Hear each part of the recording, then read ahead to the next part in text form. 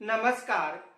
आज हम यह चर्चा करेंगे कि जो हम पढ़ते हैं ये लंबे समय तक क्यों नहीं याद रहता है।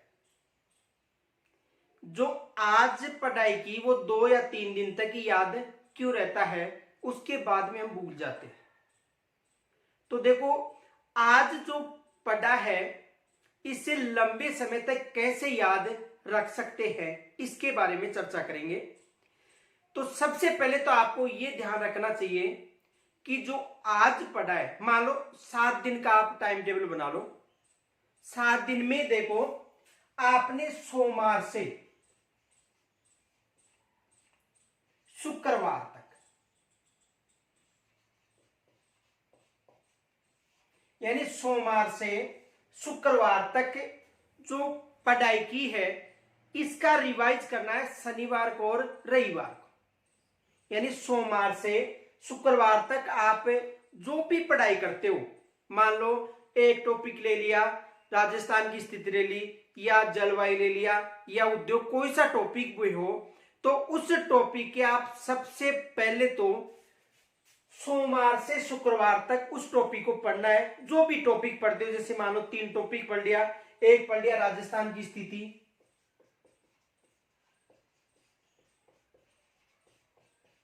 दूसरा आपने पढ़ लिया जलवायु,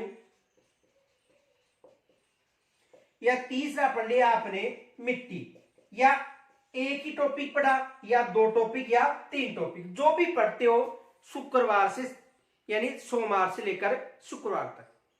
तो सोमवार से शुक्रवार तक जो आपने पीछे पढ़ा था उसका शनिवार को और रविवार को पुनः रिवाइज करना है। अब इनका रिवाइज करने के बाद में आपने ये 3 टॉपिक पढ़े हैं, राजस्थान की स्थिति, जलवायु, मिट्टी, या 2 टॉपिक पढ़े हैं, इसका रिवाइज कर लिया आपने। कब किया? शनिवार और रविवार।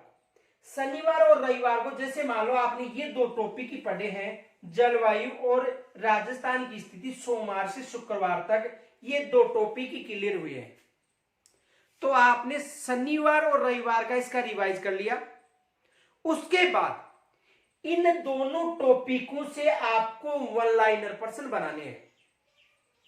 वन लाइनर प्रश्न बनाने के बाद में अगले टॉपिक पर आपको जाना है।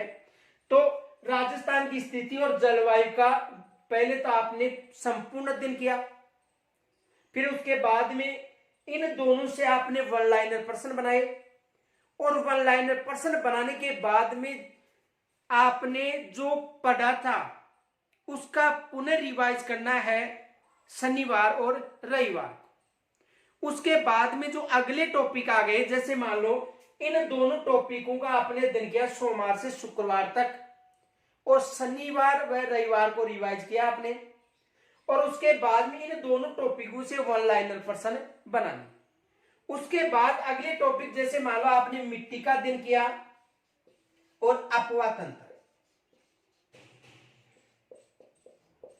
इन दोनों टॉपिक यानी मिट्टी और अपवाह तंत्र का आपने सोमवार से शुक्रवार तक अध्ययन कर लिया, और सोमवार से शुक्रवार तक अध्ययन करने के बाद में शनिवार और रविवार को इन्हें भी रिवाइज करना है। यदि आप ऐसे पढ़ाई करोगे तो मेरा मानना है कि जो पढ़ा हुआ है ये लंबे समय तक याद रहेगा। जैसे मान लो कि आपने राजस्थान की स्थिति का अध्ययन कर लिया, और फिर 5-6 दिन बाद में दोबारा इसका रिवाइज कर रहे हो, तो 5-6 दिन बाद में रिवाइज करने के बाद में आप इससे वन लाइनर प्रश्न बना रहे हो, तो वन लाइनर जब प्रश्न बनाओगे तो आपको अधिक समझ में आएगा। लेकिन कब आएगा?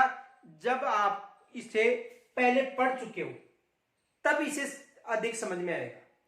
तो मेरा मानना है कि आप जो भी पढ़ते हो उससे पार्ट में विभाजित कीजिए कि आज हमें ये 2 टॉपिक ही पढ़ने हैं। जैसे मान लो कि सोमवार, मंगलवार, बुधवार, बृहस्पतिवार और शुक्रवार 5 रोज हो गए, तो 5 रोज में यदि बड़े टॉपिक है तो 2 लीजिए, या ज्यादा ही बड़ा समय कम है तो आप 1 टॉपिक भी पढ़ सकते हो।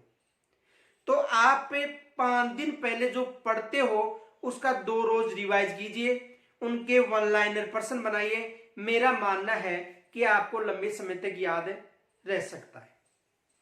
इनके साथ साथ जो नोट्स होते हैं ये खुद के होने चाहिए। खुद के क्यों होने चाहिए। यानी हम किसी साथी से नोट्स ले आते हैं, लेकिन उस साथी के नोट्स और आपके जो खुद के नोट्स हैं उनमें काफी अंतर होता है। मेरा तो मानना है कि जब तक हो सके खुद के नोट्स होने चाहिए, किसी दूसरे के नोट्स से नहीं होने चाहिए। देखो खुद के नोट्स क्यों होने चाहिए, इसका भी एक कारण है, इसे समझो। देखो जैसे मानो मैंने ही नोट्स बनाए हैं और मैंने नोट्स बनाए तो उस नोट्स में देखो राजस्थान की स्थिति की बात कर रहे हैं। राजस्थान की स्थिति से मैंने खुद स्वयं ने नोट्स बनाए। अब ये नोट्स आपके लिए लाभदायक क्यों नहीं है। जैसे मान लो मुझे क्षेत्रफल का पता है कि राजस्थान का क्षेत्रफल है 3,42,239 वर्ग किलोमीटर। मुझे पता है कि राजस्थान का क्षेत्रफल कितना है, 3,42,239 वर्ग किलोमीटर।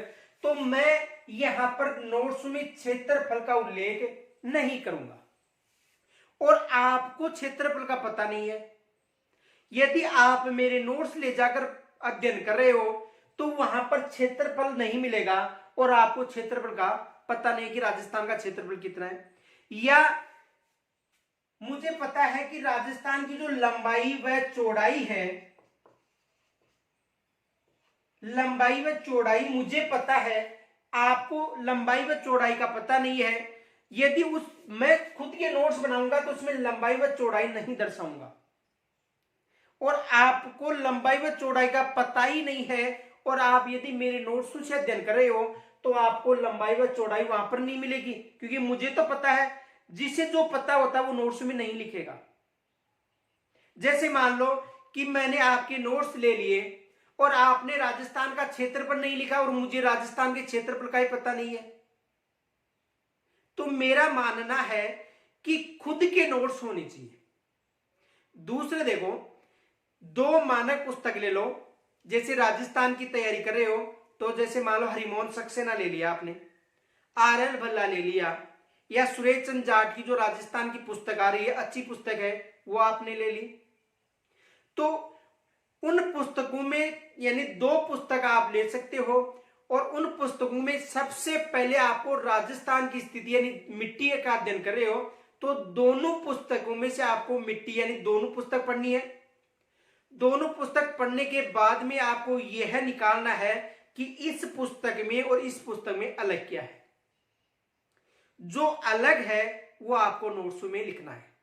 जैसे मान लो आपने RL भल्ला ले लिया, उसके अलावा जैसे आपने जो सुरेश चंद्र जी जाट है या हरिमोहन सक्सेना, तो एक पुस्तक के अलावा जो दूसरी पुस्तक में जो उल्लेख मिलता है वो अपने नोट्स में उतार सकते हो। तो नोट्स खुद के होने चाहिए और नोट्स बनाने के बाद में आपको 6 या 7 दिन तक जो भी पढ़ा है उसका रिवाइज जरूर करना चाहिए 6 या 7 दिन बाद में। अगर आप बार बार रिवाइज करोगे तो लंबे समय तक ये याद रहेगा। यदि आप बार बार रिवाइज नहीं कर रहे हो तो मेरा मानना है कि लंबे समय तक याद नहीं रहेगा। तो सबसे पहले तो आपको खुद के नोट्स बनाने हैं। खुद के नोट्स बनाने के बाद में आपको उन नोट्स को बार बार अध्ययन करना है। यदि आप बार बार अध्ययन करोगे तो 100% है कि आप लंबे समय तक याद रख सकते हो। आपको यदि और कोई समस्या हो तो मुझे कमेंट्स के द्वारा जरूर बताना, मैं उसका भी हल निकालने की कोशिश करूंगा। नमस्कार।